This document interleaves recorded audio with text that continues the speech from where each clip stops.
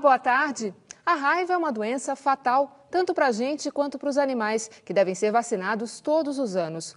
Em 2010, alguns animais morreram logo após receber a vacina e o Ministério da Saúde chegou a suspender a distribuição gratuita das doses.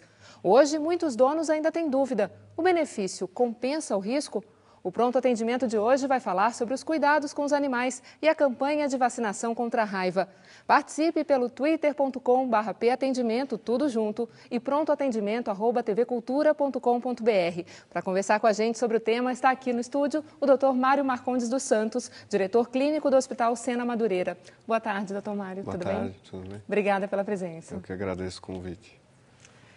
Quem ama, cuida. Essa é a regra fundamental para quem tem um animal de estimação. E um dos principais cuidados é prevenir a raiva com a vacina antirrábica, que na cidade de São Paulo está sendo aplicada gratuitamente desde o dia 21 de maio. Todos os cães e gatos com mais de 3 meses de idade devem receber uma dose de vacina contra a raiva, agora durante a campanha, e deve ser aplicada uma dose de reforço anualmente. Se tem ele, tem que ter responsabilidade. É, em primeiro lugar, a responsabilidade. Assumiu, tem que ir até o fim dos dias dele cuidando. Trava as 4 patas, tá bom? Nick, mamãe. Já foi. Oi. A raiva ela pode ser transmitida entre os animais mamíferos, né, e entre animais e o homem. O vírus ele é transmitido pela mordida, né, pela arranhadura ou mesmo pela lambedura de um animal que esteja contaminado com o vírus da raiva. A importância desses animais serem vacinados é para que a gente possa estar trabalhando a prevenção e o controle da transmissão da raiva. Lembrando que a raiva é uma doença transmitida por um vírus e é uma doença fatal. Quem ama, cuida. E cuida muito bem.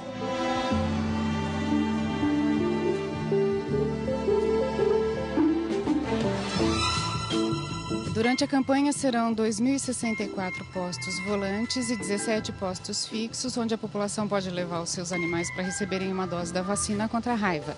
Os postos estão funcionando das 9 às 17 e serão disponibilizados 1.200.000 doses de vacina, esperando vacinar pelo menos 1 milhão de animais. Para saber a localização e as datas onde esses postos estarão montados, basta acessar a página da Prefeitura, www.prefeitura.sp.gov.br/Covisa ou pelo telefone 156. Vale lembrar que a campanha vai até o dia 3 de junho. E para evitar risco de acidente, os cães devem ir até os postos com coleira e guia e os gatos em caixas de transporte. Doutor Mário, a gente viu aí a reportagem sobre a vacinação. A vacina contra a raiva é segura? Ela é muito segura. Há muitos anos já se vacinam os cães e gatos contra a raiva, né? Existiu esse probleminha em 2010 de alguns animais que vieram a óbito e tiveram algumas reações, só que foi um problema pontual. Há anos se faz a campanha, foi se estudado, foi um problema técnico de uma das vacinas utilizadas, que não é mais utilizada atualmente. Então a população tem que entender que é uma doença grave, que tem risco para a família, né, de contrair essa doença. Então é importante estar vacinando, sim, porque o risco é muito maior dele não vacinar. Não precisa ter medo da vacina. Essas doses que estão sendo distribuídas agora gratuitamente. A cidade de São Paulo, por exemplo, ficou 2 anos sem ter a campanha, né? Então muita gente ficou assustada. Essas doses são seguras. E esse tempo todo, inclusive, foi para estudar melhor que tipo de vacina ia ser escolhida, qual protocolo utilizado. Então, sempre que acontece um evento adverso na cidade, ou não só na área de campanhas de saúde, é se estudado muito para a prevenção de que isso não ocorra mais, né? Então, eu diria que o momento é muito favorável para você vacinar, porque tudo foi estudado e levantado para que a campanha tivesse agora êxito e não tivesse esse risco que teve em 2010. Então, a população tem que estar ciente de que nós tivemos recentemente um caso de raiva, né, na cidade de São Paulo, no bairro de Moema. Foi um felino que contraiu a doença. Ele foi capturar um morcego e, em contato com esse animal, ele contraiu. É um bairro central, quer dizer, existiam vizinhos com animais também que foram notificados. E isso mostra a importância da vacinação, né? Como não existiu a vacina nesses 2 anos, agora está se retomando e é importante a população estar ciente que existe risco, né? E a raiva é uma doença muito grave, né, doutor Mário? É uma doença grave, fatal para o ser humano, para os animais também, né? Só para ter uma ideia, existe um levantamento que no mundo inteiro 3 pessoas sobreviveram ao tratamento da raiva, somente, no mundo inteiro, né? Registros, né? Então, isso mostra como é uma doença grave, mesmo assim sobrevivem com sequelas, né? Então, a vacinação é uma coisa simples, né? Que é rápida e que vai trazer o benefício da proteção, tanto dos animais quanto da população em geral, né? A gente tem uma pergunta aqui sobre a raiva da Mariana, ela não diz de onde ela é. Ela disse que ela vacinou o cachorro dela e ela percebeu uma mudança de comportamento. Ele começou a ficar meio quieto, desanimado, não brinca mais como de costume. Ela pergunta se isso pode ser por causa da vacina. Logo que se vacina, pode acontecer algumas reações brandas, né? Que não foi o que aconteceu naquela época da campanha anterior, né? O animal pode ficar mais sonolento, pode ter um pouquinho de dor no local da aplicação, que é raro acontecer, não é uma coisa assim tão frequente, mas pode acontecer. Às vezes um nódulozinho no local da aplicação, que depois de aplicado compressas quentes ou mornas, isso vai sumindo. São reações normais. Como um bebê que vai tomar uma vacina pode ter um pouquinho de febre, é a mesma coisa o animal, né? Então, se ele tem esse tipo de reação, isso não justifica não fazer a vacina, porque são reações muito brandas, né? Que ao longo de uma semana isso vai se sanando, mas o benefício que ele vai ter de não contrair uma doença fatal, né, é muito maior. E não só a raiva, como outras doenças que o animal pode adquirir, que também requer vacinação e que são importantes, né? E com relação à idade dos cães e gatos que devem ser vacinados, tem um limite mínimo e máximo para essa idade? A partir de 2 meses de idade, eles têm que receber a vacina V10 ou V8, no caso dos cães, né, que são contra 8 a 10 doenças, dentre elas sinomose, leptospirose, que também é uma zoonose, que é importante, né, relembrar, principalmente em épocas de chuva, cheias da cidade, né? Mas, falando da campanha agora da raiva, especificamente na raiva... Isso, aí a partir de 2 meses começa essas outras vacinas, 2, 3 e 4. E a partir de 3 meses a vacina de raiva, né? Que aí, antes disso, não é recomendável vacinar contra a raiva. Por isso que tem essa confusão. Porque tem pessoas que sabem que começa o esquema de vacinação com a outra vacina com 2 meses e às vezes acha que com 2 meses vai fazer a de raiva. Então, por isso que existe essa confusão. Mas a partir de 3 a 4 meses é recomendado. E os cachorros e gatos que são mais velhos? Assim, tem gente que fica com medo, né? Ah, tá tão velhinho, já está com 15 anos, devo dar a vacina ou não? Não, aí para a vida toda a vacina é anual. Né? Sempre. E ela é obrigatória por lei. Existe uma lei que é municipal que ela exige que os proprietários de cães vacinem seus animais. Então, além de ser importante para esse controle populacional, etc., independente da campanha, mesmo se a campanha não existisse, os proprietários teriam que vacinar na rede privada, porque é lei, né? Uhum. Tem uma pergunta até justamente sobre a idade mesmo. A Luciana, de São Paulo, ela diz que ela tem um cachorro de 2 meses de idade e se ela deve vaciná-lo ou tem que esperar. Então, 2 meses de idade a gente recomenda esperar.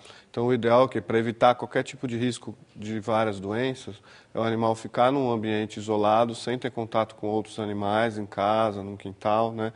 Até o esquema de vacinação estar completo. Que então começa com 2, 3 e 4 meses. A partir dos 4 meses vai estar expondo esse animal à rua, a passeios, etc. Né? Então aí ela vai aguardar, com 3 a 4 meses ela vai fazer a vacina de raiva. E para evitar que tenha risco de contaminação, entrar em contato com outros animais, é deixar ele num ambiente mais isolado. Sim. A Camila, de Osasco, ela pergunta por que a vacina tem que ser dada todos os anos? Uma vez que o cachorrinho ou o gato tomou a vacina, não imuniza para sempre, ela tem que ser aplicada todos os anos. Por quê? Porque tem que ter uma nova exposição àquele antígeno, que é a partícula do vírus que vai na vacina, que o sistema imunológico do animal ele precisa produzir os anticorpos.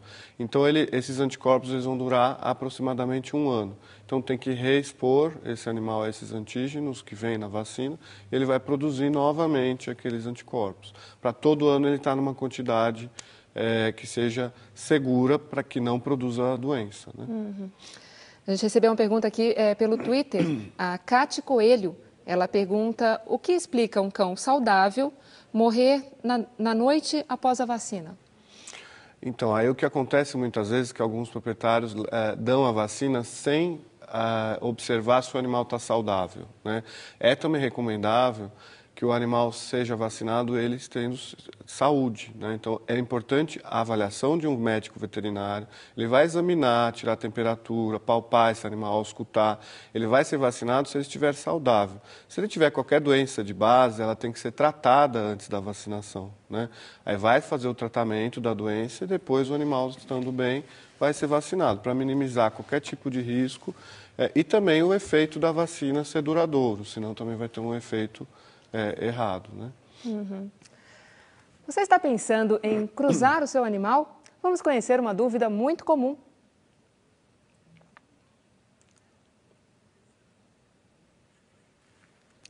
Eu preciso esperar minha cadela ou gata entrar no cio ou ter filhotes antes de castrá-la. Isso é verdade, doutor? Não, não é verdade. É o contrário, na verdade, né? Porque o que se vê nos Estados Unidos é bastante comum isso, castrar o animal precocemente antes do primeiro cio, o que faz com que esses animais diminuam o índice de tumores, câncer de mama, de próstata no macho. Então, no Brasil, o segundo número maior de casos cirúrgicos é de tumor de mama, de câncer de mama na cadela. E nos Estados Unidos quase não se vê, às vezes vem americanos aqui para acompanhar procedimentos de cirurgia nossos, porque quase não tem, pelo hábito de castrar precoce, né? Então, castrar o bicho sempre antes do primeiro cio vai diminuir muito o índice de tumores. Então, é importante, isso, na verdade, é um conceito da população de que errado que o animal talvez tenha mais latino até de pensar que o animal tem que cruzar, tem que ter filhote para ser feliz. O animal não tem o lado psicológico como o ser humano, né? Então, a castração precoce vai trazer só benefícios, né? Ele vai ficar um animal mais calmo, vai ter diminuição de índice de tumores. Então, é recomendável até medicamente se fazer precoce. É um bem que você está fazendo para o animal e não um mal, como muita gente fica preocupada. Exatamente, porque vai prevenir até a incidência de câncer. Né? Tem uma pergunta aqui sobre castração também. O Marcos, de São Paulo, ele pergunta qual a idade ideal para fazer a castração do cachorro? Então, o primeiro cio ele vem a partir mais ou menos dos 6 meses de idade. Então, o ideal nessa faixa etária, um pouco antes, 5 ou 6 meses, se fazer a castração para evitar o primeiro cio, né? E aí você já vai ter esses benefícios que vão cair para 0,01% de chance dele vir a ter um câncer, por exemplo, né? Então, é um número bastante satisfatório e que a gente indica já durante consultas de orientação para aquele proprietário que acabou de adquirir o animal. Isso já vem dentro daquelas orientações básicas, desde alimentação, vacinas, uma série de coisas, a orientação para castração precoce. Tem uma outra pergunta aqui, da Fátima, de São Paulo também. Ela diz, o meu cachorro late dia e noite. Os vizinhos reclamam e eu não sei mais o que fazer. Ela fala, pensei em comprar uma coleira anti-latido. Isso funciona? Funciona, né? Existe até uma polêmica de uma cirurgia que corta as cordas vocais, que é considerada mutiladora essa cirurgia, né? Não é recomendado, né, para o animal. Então, essas coleiras, elas emitem um som característico que só o cão escuta, né? Uma onda sonora que o cão escuta. Então, cada vez que ele late, o som dessa coleira vai emitir e ele vai estar se incomodando com aquele som, né? Então, acaba sendo um adestramento de, quando ele late, ele se incomoda com o som da coleira e ele vai acabar latindo menos ou latindo bem mais baixo, evitando problema com vizinhos, né? É bastante eficiente, não tem só a coleira. Existe um produto americano também que é tipo um controle remoto que a pessoa pode acionar de uma distância. Então, se o animal começa a latir, você está assistindo uma televisão, alguma coisa, você aperta o botão, emite o mesmo som e o animal vai se condicionando, você vai estar fazendo um adestramento. Vai chegar um momento que ele mesmo vai diminuir esse latido. Mas é importante também observar o manejo da casa, porque não adianta também a gente usar esses artifícios e às vezes o animal que está em casa sozinho, que não está se alimentando direito ou passa muito tempo sem se exercitar, fica dentro de um apartamento e o dono vai trabalhar. Então, isso tudo tem que ser revisto, porque às vezes é um problema comportamental que precisa de uma correção também de manejo, né? Então, exercitar o animal, pelo menos de 1 a 2 vezes por dia ele sair, que isso vai diminuir a ansiedade desse animal também. Quer dizer, essa coleira não é nada agressivo para o animal, é um adestramento. É um adestramento, é indicado para usar durante um período, não pode ficar o tempo inteiro com essa coleira, que pode irritar o animal. Durante períodos mais críticos que o animal possa latir mais, aí é utilizado a coleira. E aos poucos, o animal ele vai se condicionando, ele vai se adestrando e ele vai tendo uma rotina de latir menos. E aí você pode até retirar a coleira. Uhum. Mas é importante sempre ter uma orientação, um acompanhamento do veterinário, né? Sim, não é usar importante. por conta própria. Até para não colocar isso. Porque senão, se você deixa a coleira o tempo inteiro, o animal pode se incomodar e se alimentar menos porque está incomodando aquele som. Isso tudo é importante, estar sempre com acompanhamento veterinário para evitar problemas. Né? Tá certo. Nós já voltamos com mais perguntas e respostas sobre cuidados com seu bichinho de estimação. Mande suas perguntas.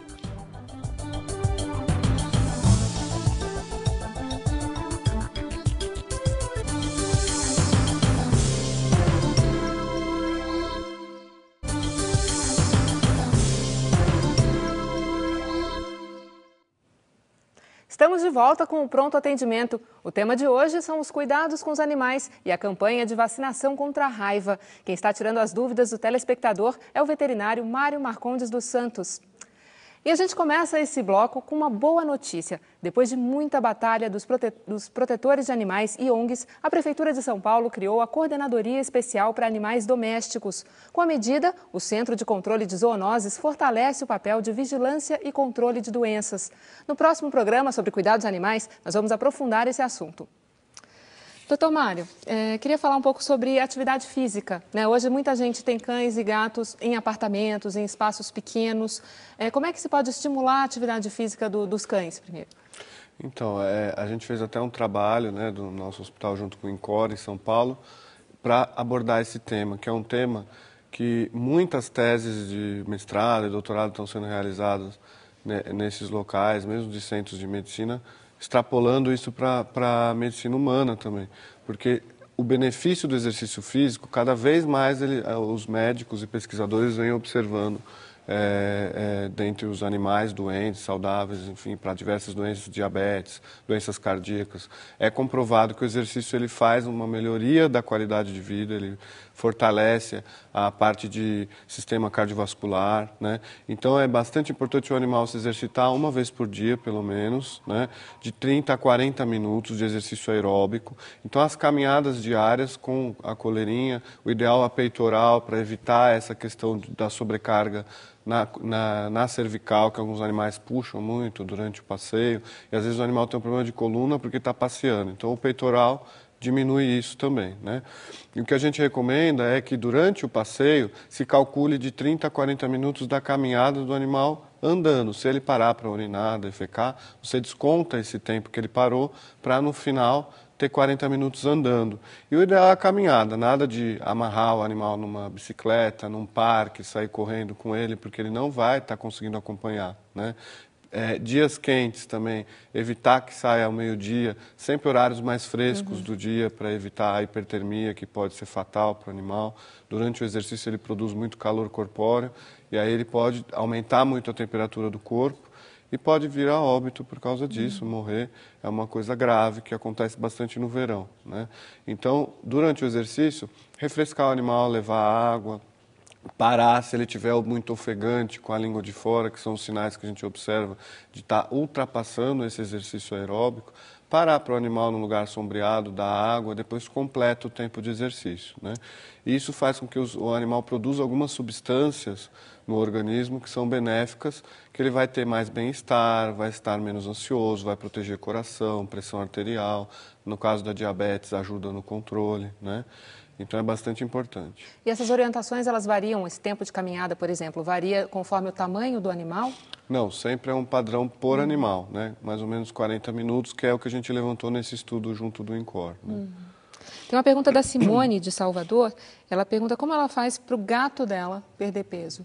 Então, aí o gato tem bastante dúvida, porque como eu vou passear com o gato, estimular? Então, existem produtos, né, em pet shops que estimulam brincadeiras para o gato. que tem aquela erva catnip que estimula o gato, que é estimulante dele participar daquela brincadeira. Você pode utilizar, então, bolinhas, produtos, o gato ele gosta disso, né? Arranhadores, então você acaba estimulando de uma outra forma, né?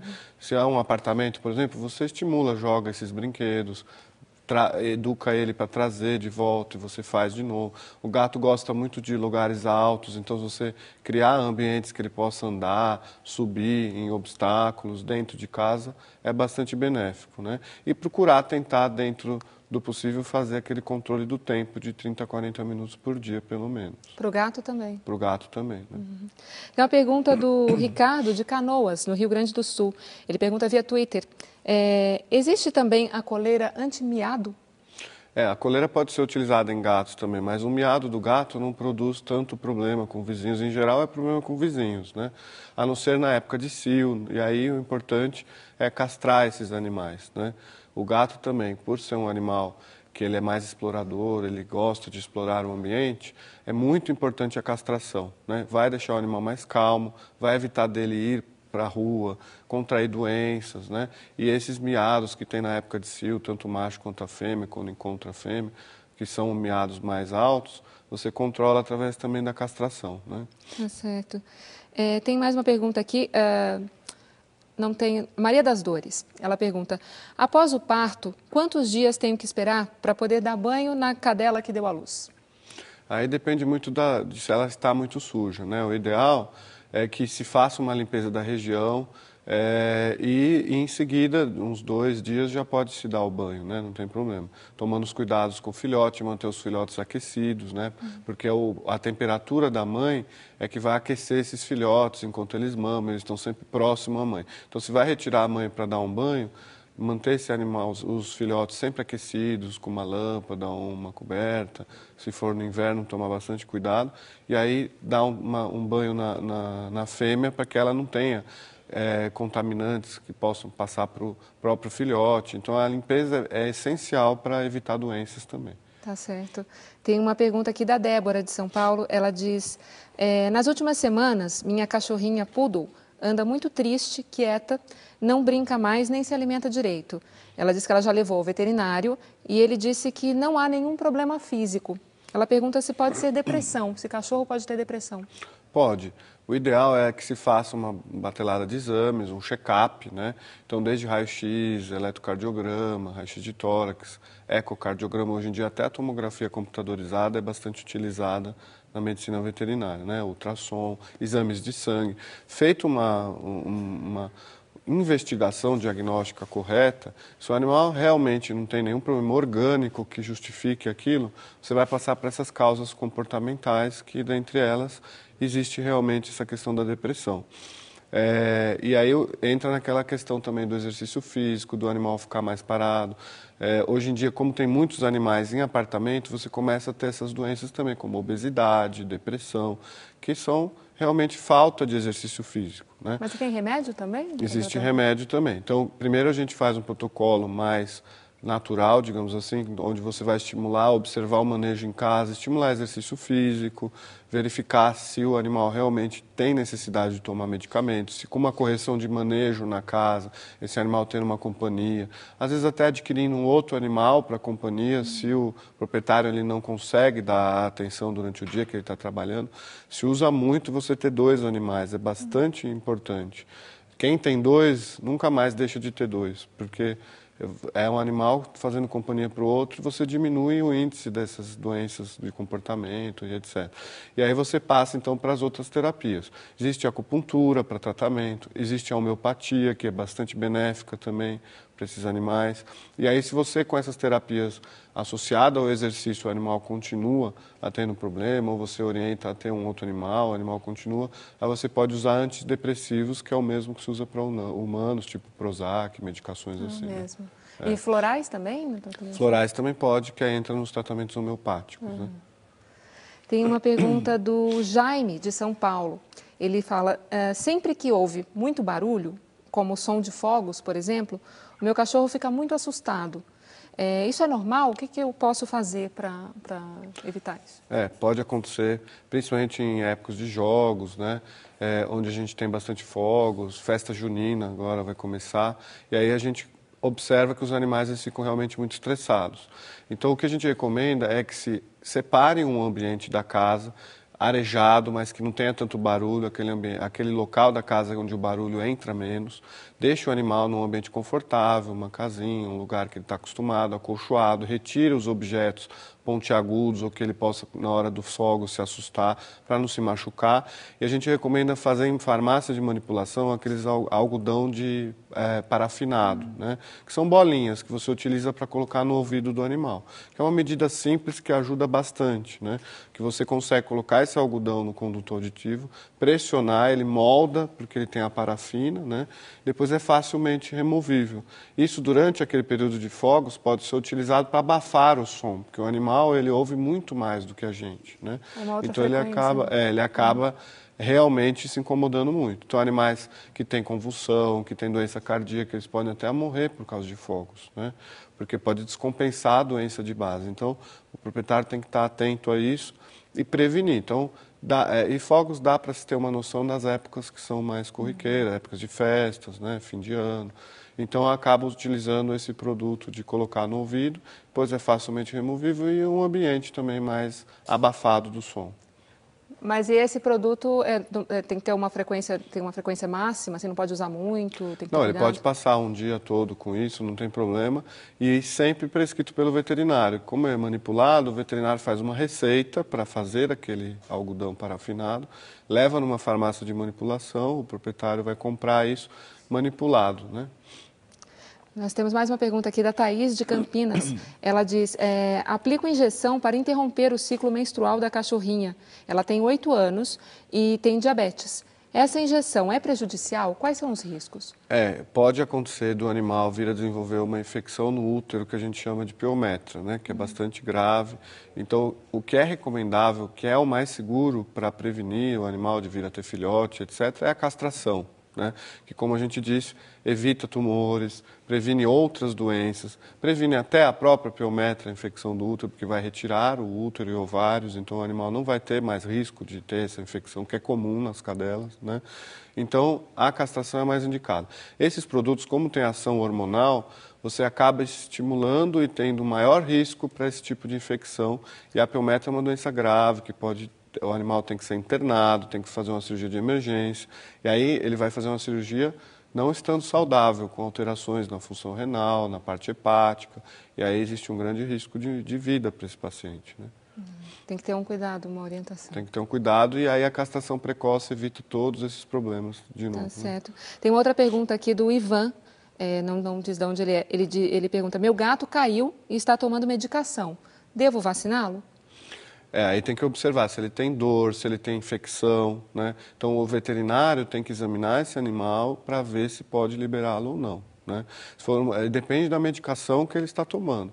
Se for uma medicação só para dor, alguma coisa assim, em geral tem anti-inflamatório, tudo isso pode interferir na ação da vacina, né? Então, o recomendável é o quê? Talvez ele esperar um período de tratamento desse animal e levar o mais rápido possível numa rede privada após a campanha para estar fazendo a vacina de raiva e as outras vacinas do animal, né? Porque as medicações elas podem interferir e quando tem uma doença de base, o veterinário tem que examinar, porque no caso, se ele tiver uma lesão desse trauma, com uma infecção, isso tudo é contraindicado vacinar, né? Aí tem que tratar antes. Tá certo. Doutor Mário, a gente está aqui com várias perguntas do telespectador, mas infelizmente o programa está chegando ao fim. A gente certamente vai voltar a esse assunto, vai continuar com as perguntas e respostas sobre os animais de estimação. Queria agradecer muito a presença do senhor.